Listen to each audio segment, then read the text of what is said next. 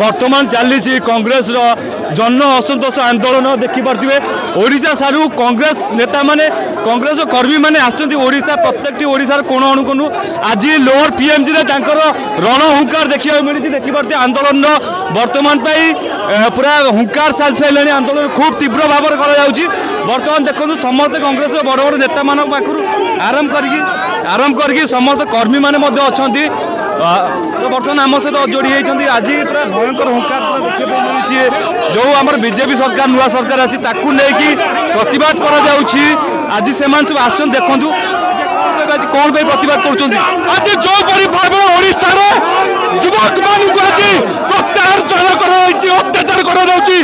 युवक मानक जो सरकार प्रतिश्रुति देते जो रोजगार प्रतिश्रुति देते नारी की सुरक्षा जो प्रतिश्रुति देते आज सरकार विफल सरकार केवल पुंजीपति मान सरकार आम रिमोट कंट्रोल जो मुख्यमंत्री ओडिशा अच्छा